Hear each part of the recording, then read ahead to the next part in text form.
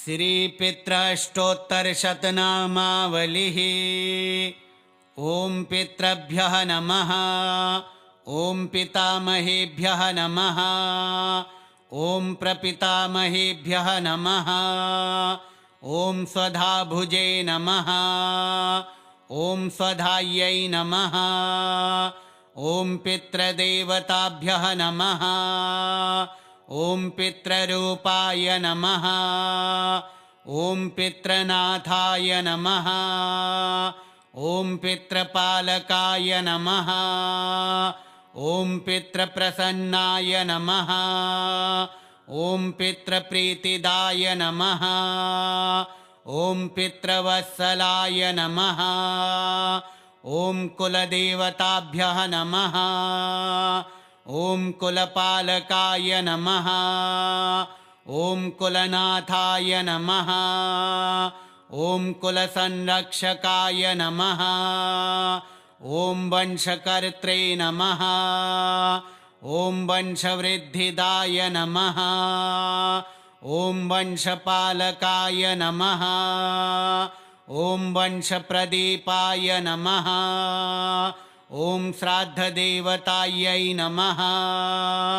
ॐ तर्पणप्रियाय नमः। ॐ तृप्तिदाय नमः। ॐ तृप्तात्मने नमः। ॐ स्वर्गस्थिताय नमः। ॐ दिव्यरूपाय नमः। ॐ दिव्यात्मने नमः। ॐ धर्मपालाय नमः। ॐ धर्मरूपाय नमः। ॐ धर्मदाय नमः। ॐ यज्ञभुजे नमः। ॐ हविर्भुजे नमः। ॐ कव्यभुजे नमः। ॐ सोमपाय नमः। ॐ अग्निश्वात्ताय नमः। ॐ बाहरिषदाय नमः। ॐ माज्यपाय नमः। ॐ वायुभुजे नमः। ॐ अन्नभुजे नमः। ॐ पावनाय नमः। ॐ शान्तात्मने नमः। ॐ सौम्यरूपाय नमः। ॐ कृपालवे नमः। ॐ दयालवे नमः। ॐ करुणामयाय नमः। ॐ मङ्गलदाय नमः। ॐ शुभप्रदाय नमः। ॐ आयुर्दाय नमः। ॐ आरोग्यदाय नमः। ॐ धनदाय नमः। ॐ सुखदाय नमः। ॐ पुत्रदाय नमः। ॐ पौत्रदाय नमः। ॐ सौभाग्यदाय नमः। ॐ विजयदाय नमः। ॐ रक्षकराय नमः। ॐ दोषनाशकाय नमः। ॐ पापहर्त्रे नमः। ॐ क्लेशनाशकाय नमः। ॐ भयहराय नमः। ॐ रोगनाशकाय नमः। ॐ दुःखनाशकाय नमः। ॐ सङ्कटहराय नमः। ॐ विघ्ननाशकाय नमः। ॐ कृपानिधये नमः। ॐ शरण्याय नमः। ॐ आश्रयदाय नमः। ॐ मोक्षदाय नमः। ॐ पुण्यदाय नमः। ॐ पुण्यवर्धनाय नमः। ॐ पूर्वजाय नमः। ॐ आदिपितृभ्यः नमः। ॐ कुलपूर्वजाय नमः। ॐ गोत्रपालकाय नमः। ॐ गोत्रवृद्धिदाय नमः। ॐ गोत्रसंरक्षकाय नमः। ॐ जीवनमुक्ताय नमः। ॐ सूक्ष्मरूपाय नमः। ॐ अदृश्याय नमः। ॐ सर्वव्यापिने नमः। ॐ अन्तर्यामिने नमः। ॐ कालज्ञाय नमः। ॐ त्रिकालज्ञाय नमः ॐ सत्यरूपाय नमः ॐ सत्यदर्शिने नमः ॐ सत्यपालकाय नमः ॐ ऋणमोचकाय नमः ॐ पितृदोषनाशकाय नमः ॐ कुलशुद्धिदाय नमः ॐ वंशरक्षकाय नमः ॐ अनुग्रहदाय नमः ॐ आशीर्वाददाय नमः ॐ प्रसन्नात्मने नमः ॐ शान्तिदाय नमः ॐ कल्याणदाय नमः ॐ समृद्धिदाय नमः ॐ उन्नतिदाय नमः ॐ सिद्धिदाय नमः ॐ भक्तवत्सलाय नमः ॐ कृपासिन्धवे नमः ॐ तृप्तिदायकाय नमः ॐ श्रेयसदाय नमः ॐ कल्याणप्रदाय नमः ॐ परमगतिदाय नमः ॐ मुक्तिदाय नमः ॐ दिव्यदर्शिने नमः ॐ दयासागराय नमः ॐ सर्वपितृदेवताभ्यः नमः ॐ पितृभ्यः नमः ॐ पितामहेभ्यः नमः ॐ प्रपितामहेभ्यः नमः ॐ स्वधाभुजे नमः ॐ स्वधायै नमः ॐ पितृदेवताभ्यः नमः ॐ पितृरूपाय नमः ॐ पितृनाथाय नमः ॐ पितृपालकाय नमः ॐ पितृप्रसन्नाय नमः ॐ पितृप्रीतिदाय नमः ॐ पितृवत्सलाय नमः ॐ कुलदेवताभ्यः नमः ॐ कुलपालकाय नमः ॐ कुलनाथाय नमः ॐ कुलसंरक्षकाय नमः ॐ वंशकर्त्रे नमः ॐ वंशवृद्धिदाय नमः ॐ वंशपालकाय नमः ॐ वंशप्रदीपाय नमः ॐ श्राद्धदेवतायै नमः ॐ तर्पणप्रियाय नमः ॐ तृप्तिदाय नमः ॐ तृप्तात्मने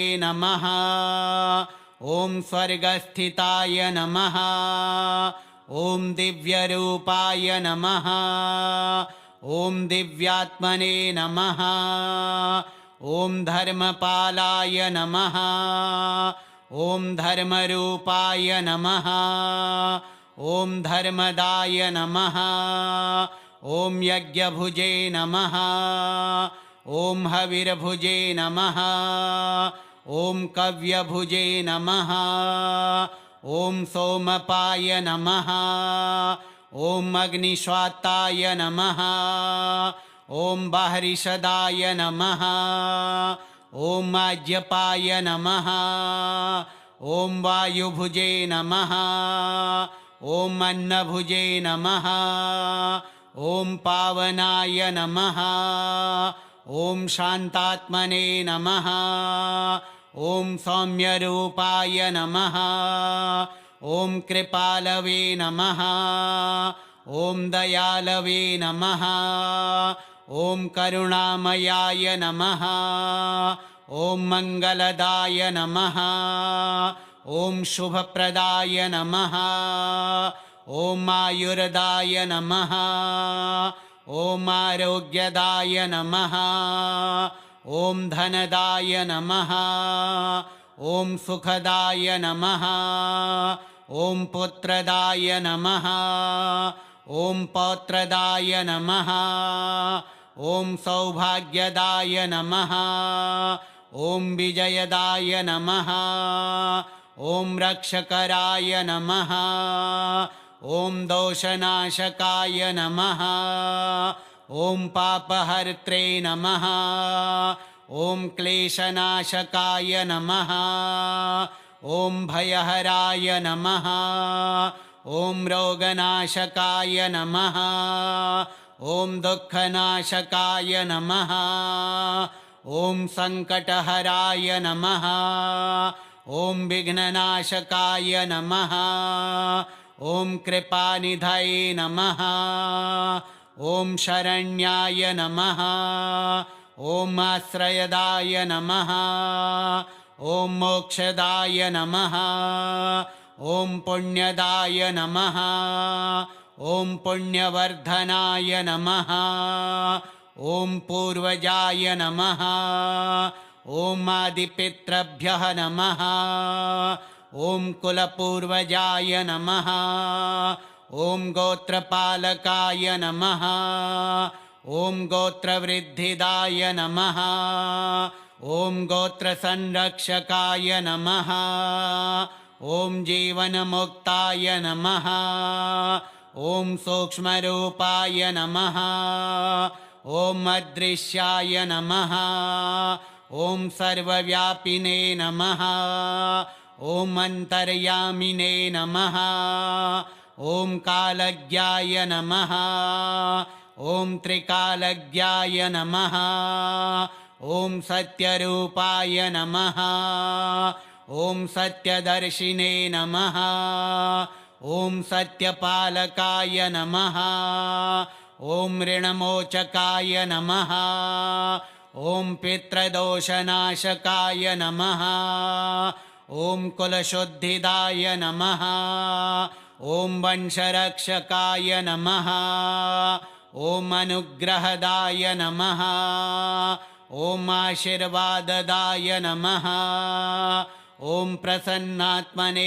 नमः ॐ शान्तिदाय नमः ॐ कल्याणदाय नमः ॐ समृद्धिदाय नमः ॐ उन्नतिदाय नमः ॐ सिद्धिदाय नमः ॐ भक्तवत्सलाय नमः ॐ कृपासिन्धवे नमः ॐ तृप्तिदायकाय नमः ॐ श्रेयसदाय नमः ॐ कल्याणप्रदाय नमः ॐ परमगतिदाय नमः ॐ मुक्तिदाय नमः ॐ दिव्यदर्शिने नमः ॐ दयासागराय नमः ॐ सर्वपितृदेवताभ्यः नमः ॐ पितृभ्यः नमः ॐ पितामहेभ्यः नमः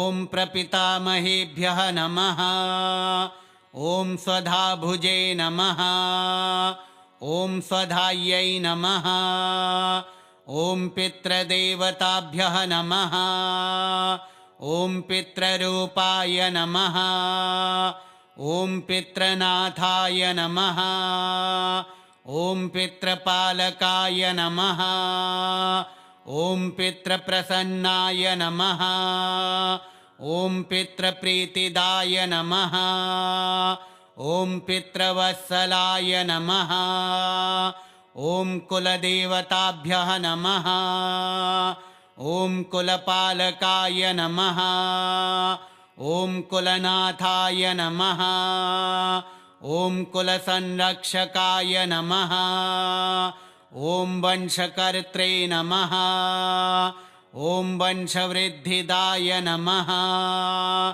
ॐ वंशपालकाय नमः ॐ वंशप्रदीपाय नमः ॐ श्राद्धदेवतायै नमः ॐ तर्पणप्रियाय नमः ॐ तृप्तिदाय नमः ॐ तृप्तात्मने नमः ॐ स्वर्गस्थिताय नमः ॐ दिव्यरूपाय नमः ॐ दिव्यात्मने नमः ॐ धर्मपालाय नमः ॐ धर्मरूपाय नमः ॐ धर्मदाय नमः ॐ यज्ञभुजे नमः ॐ हविर्भुजे नमः ॐ कव्यभुजे नमः ॐ सोमपाय नमः ॐ अग्निश्वात्ताय नमः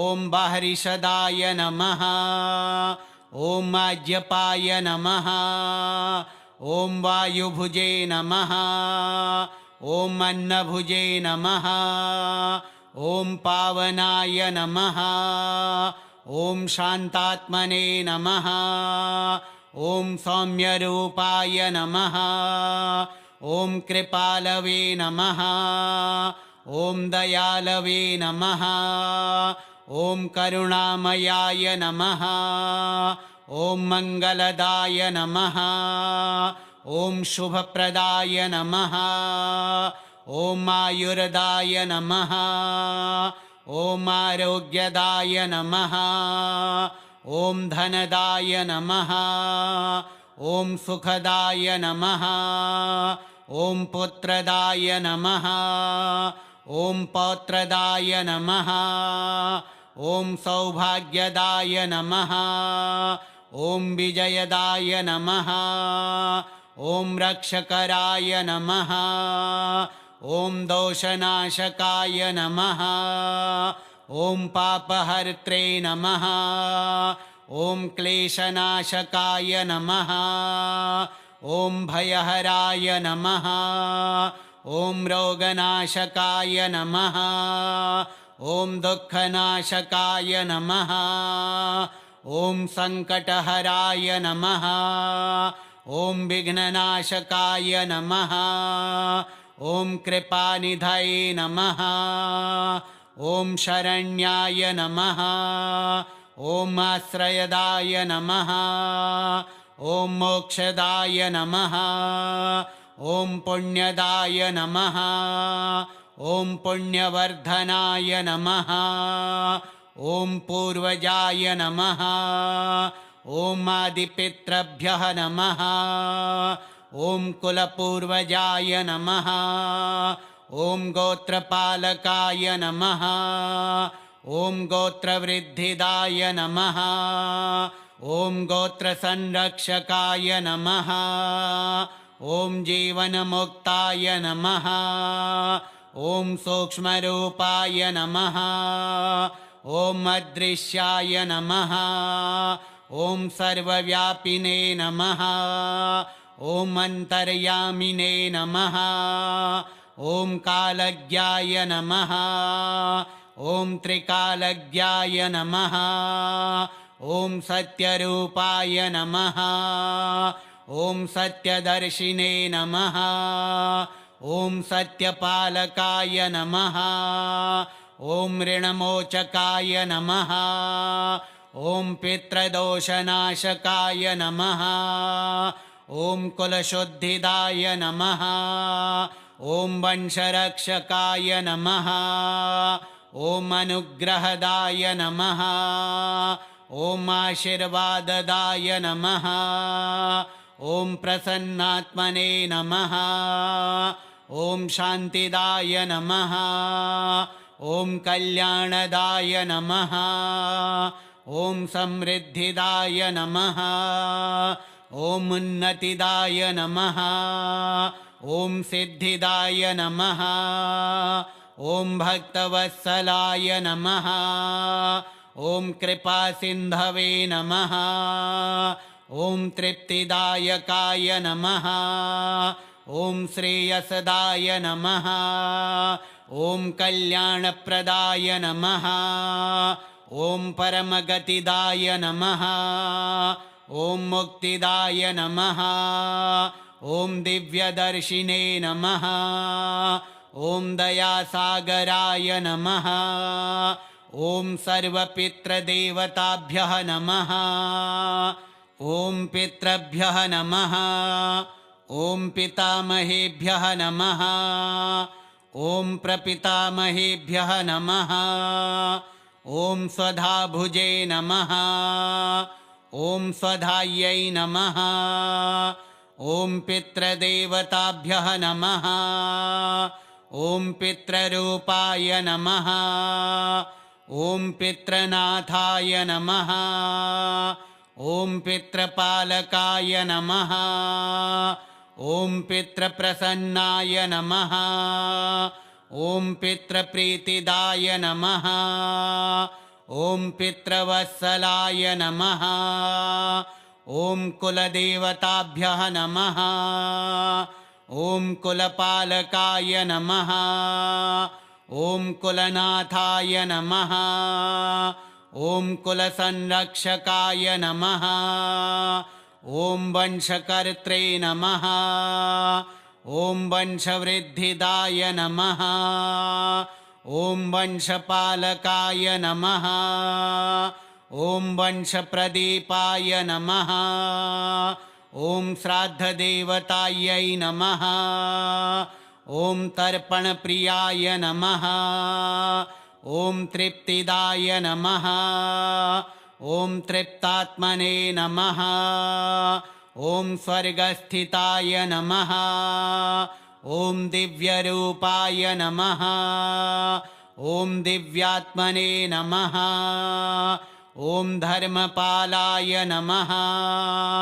ॐ धर्मरूपाय नमः ॐ धर्मदाय नमः ॐ यज्ञभुजे नमः ॐ हविर्भुजे नमः ॐ कव्यभुजे नमः ॐ सोमपाय नमः ॐ अग्निश्वात्ताय नमः ॐ बाहरिषदाय नमः ॐ आज्यपाय नमः ॐ वायुभुजे नमः ॐ अन्नभुजे नमः ॐ पावनाय नमः ॐ शान्तात्मने नमः ॐ सौम्यरूपाय नमः ॐ कृपालवे नमः ॐ दयालवे नमः ॐ करुणामयाय नमः ॐ मङ्गलदाय नमः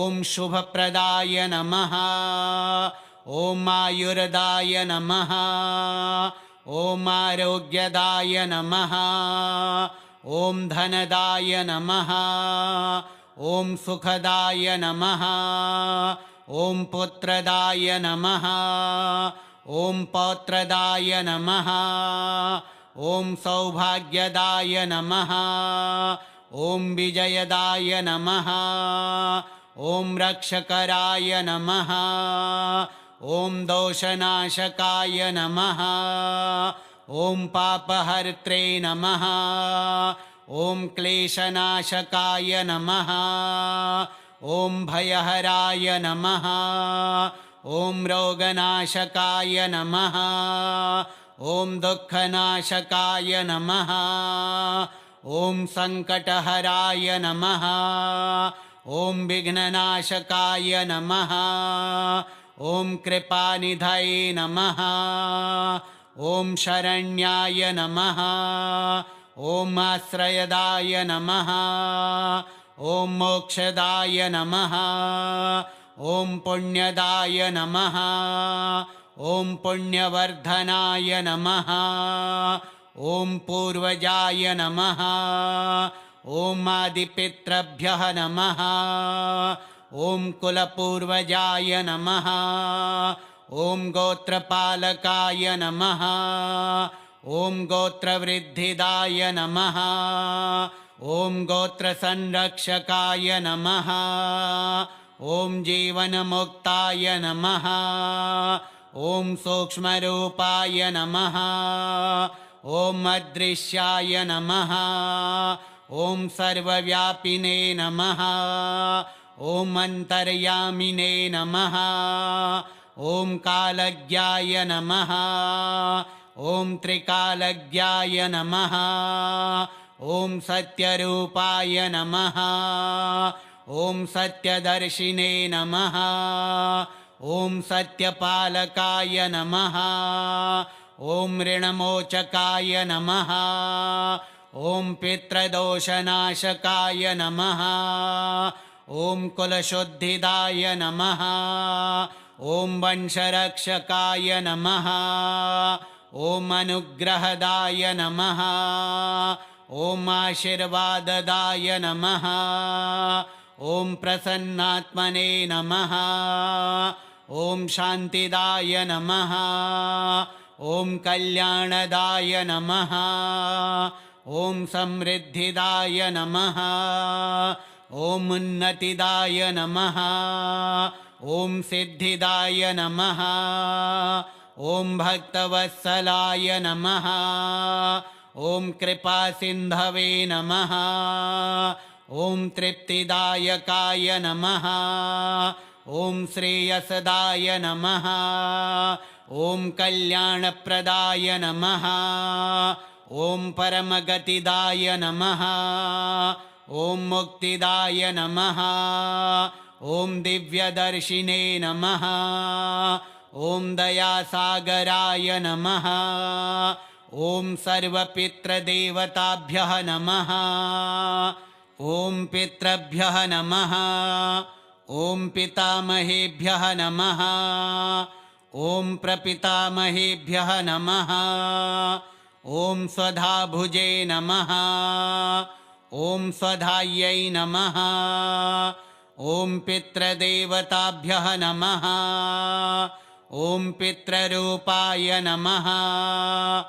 ॐ पितृनाथाय नमः ॐ पितृपालकाय नमः ॐ पितृप्रसन्नाय नमः ॐ पितृप्रीतिदाय नमः ॐ पितृवत्सलाय नमः ॐ कुलदेवताभ्यः नमः ॐ कुलपालकाय नमः ॐ कुलनाथाय नमः ॐ कुलसंरक्षकाय नमः ॐ वंशकर्त्रे नमः ॐ वंशवृद्धिदाय नमः ॐ वंशपालकाय नमः ॐ वंशप्रदीपाय नमः ॐ श्राद्धदेवतायै नमः ॐ तर्पणप्रियाय नमः ॐ तृप्तिदाय नमः ॐ तृप्तात्मने नमः ॐ स्वर्गस्थिताय नमः ॐ दिव्यरूपाय नमः ॐ दिव्यात्मने नमः ॐ धर्मपालाय नमः ॐ धर्मरूपाय नमः ॐ धर्मदाय नमः ॐ यज्ञभुजे नमः ॐ हविर्भुजे नमः ॐ कव्यभुजे नमः ॐ सोमपाय नमः ॐ अग्निश्वात्ताय नमः ॐ बाहरिषदाय नमः ॐ आज्यपाय नमः ॐ वायुभुजे नमः ॐ अन्नभुजे नमः ॐ पावनाय नमः ॐ शान्तात्मने नमः ॐ सौम्यरूपाय नमः ॐ कृपालवे नमः ॐ दयालवे नमः ॐ करुणामयाय नमः ॐ मङ्गलदाय नमः ॐ शुभप्रदाय नमः ॐ आयुर्दाय नमः ॐ आरोग्यदाय नमः ॐ धनदाय नमः ॐ सुखदाय नमः ॐ पुत्रदाय नमः ॐ पौत्रदाय नमः ॐ सौभाग्यदाय नमः ॐ विजयदाय नमः ॐ रक्षकराय नमः ॐ दोषनाशकाय नमः ॐ पापहर्त्रे नमः ॐ क्लेशनाशकाय नमः ॐ भयहराय नमः ॐ रोगनाशकाय नमः ॐ दुःखनाशकाय नमः ॐ सङ्कटहराय नमः ॐ विघ्ननाशकाय नमः ॐ कृपानिधये नमः ॐ शरण्याय नमः ॐ आश्रयदाय नमः ॐ मोक्षदाय नमः ॐ पुण्यदाय नमः ॐ पुण्यवर्धनाय नमः ॐ पूर्वजाय नमः ॐ आदिपितृभ्यः नमः ॐ कुलपूर्वजाय नमः ॐ गोत्रपालकाय नमः ॐ गोत्रवृद्धिदाय नमः ॐ गोत्रसंरक्षकाय नमः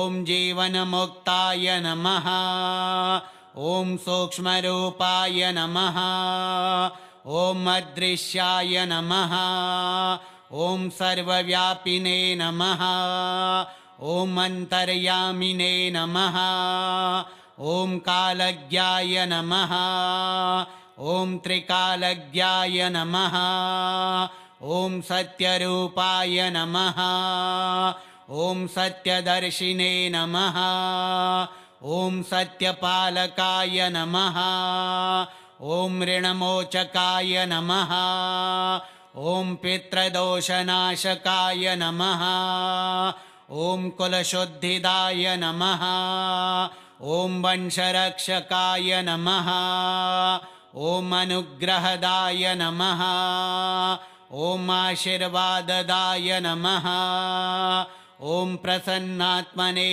नमः ॐ शान्तिदाय नमः ॐ कल्याणदाय नमः ॐ समृद्धिदाय नमः ॐ उन्नतिदाय नमः ॐ सिद्धिदाय नमः ॐ भक्तवत्सलाय नमः ॐ कृपासिन्धवे नमः ॐ तृप्तिदायकाय नमः ॐ श्रेयसदाय नमः ॐ कल्याणप्रदाय नमः ॐ परमगतिदाय नमः ॐ मुक्तिदाय नमः ॐ दिव्यदर्शिने नमः ॐ दयासागराय नमः ॐ सर्वपितृदेवताभ्यः नमः श्रीपितृअष्टोत्तरशतनामावलिः